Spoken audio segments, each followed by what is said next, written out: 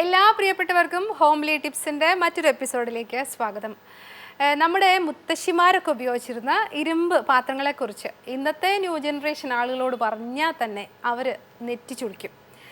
ഇരുമ്പ് പാത്രങ്ങളോ, non stick, അതുപോലെ steel, Teflon, ceramic ഇങ്ങനെയൊക്കെയുള്ള പാത്രങ്ങളുണ്ടപ്പോൾ എന്തിനാണ് ഇങ്ങനെ ഈ തുരുമ്പൊക്കെ പിടിച്ച പാത്രങ്ങൾ ഉപയോഗിക്കുന്നതെന്നാണ് അവരൊക്കെ പറയാറുള്ളത്. അത് ക്ലീൻ ചെയ്യാനും വൃത്തിയായി സൂക്ഷിക്കാനും ഒക്കെ വലിയ പ്രയാസമാണ്. എന്നാൽ ഒരല്പം ക്ഷമയോടുകൂടി ചെയ്തു കഴിഞ്ഞാൽ ഇതിന് ഗുണങ്ങൾ ഒരുപാടാണ്. കാരണം പണ്ട് കാലത്ത് രക്തം കുറയുന്ന പ്രവണത അല്ലെങ്കിൽ HB കൗണ്ട് കുറയുക എന്നൊക്കെയുള്ള കാര്യങ്ങളൊന്നും കേൾക്കാനേ ഇല്ല. പക്ഷെ ഇപ്പം അങ്ങനെയല്ല. എനിക്ക് തോന്നുന്നു 80% ആളുകളിലും ഇപ്പം HB കൗണ്ടൊക്കെ വളരെയധികം കുറവാണ്.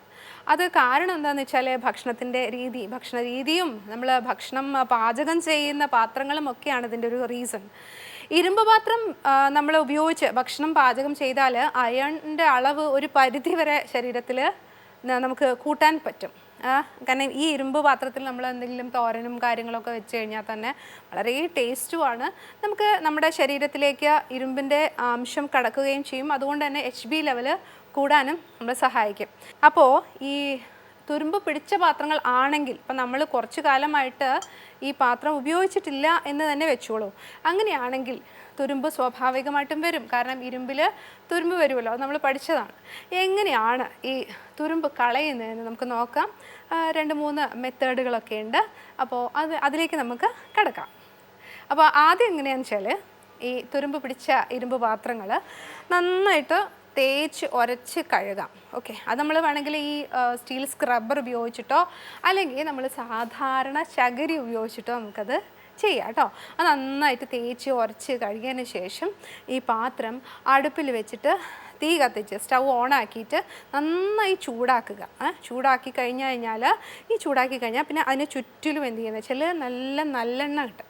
നല്ലെണ്ണ ഒഴിച്ചെന്ന് വെച്ചാൽ അതിനെ ഒരു ചകിരി തുപ്പോ അല്ലെങ്കിൽ എന്തെങ്കിലും അങ്ങനെയുള്ള സാധനങ്ങളൊക്കെ നമ്മൾ അടുക്കളയിൽ ഉണ്ടാവുമല്ലോ, അതൊക്കെ വെച്ചിട്ട് നന്നായിട്ടൊന്ന് ചുറ്റിച്ച് എല്ലാ ഭാഗത്തും എണ്ണ പുരട്ടിയതിന് ശേഷം നമ്മൾ ഓഫ് ചെയ്ത് വയ്ക്കുക. ഓക്കെ, അപ്പോൾ അത് കഴിഞ്ഞിട്ട് നല്ല തുണി കൊണ്ട് തുടച്ച് അങ്ങ് വൃത്തിയാക്കി വെക്കുക. വീണ്ടും എന്ത് ചെയ്യുക, അത് നമ്മൾ സ്റ്റൗവിൽ നിന്ന് ഇറക്കി വെച്ചതിന് ശേഷം എണ്ണ പുരട്ടി ഇത് മാറ്റി അങ്ങ് വെക്കുക.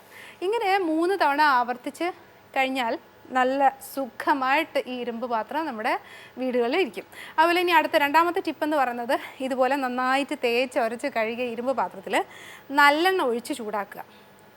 അതിലേക്ക് സവോള നമുക്ക് ഉപയോഗിക്കാം. പിന്നെയുള്ളത് വാഴയുടെ ഇലയില്ലേ, വാഴയിലൊക്കെ നമുക്ക് നമ്മുടെ വീടുകളിലൊക്കെ കിട്ടുന്നല്ലേ, വാഴയുടെ ഇലയുടെ തണ്ടും എല്ലാം ഇട്ടിട്ട് നന്നായിട്ട് വാട്ടിയതിന് ശേഷം അത് നന്നായി വാട്ടിയ ശേഷം ഒരു രാത്രി മുഴുവനും അത് അങ്ങനെ തന്നെ ഇരുന്നോട്ടെ.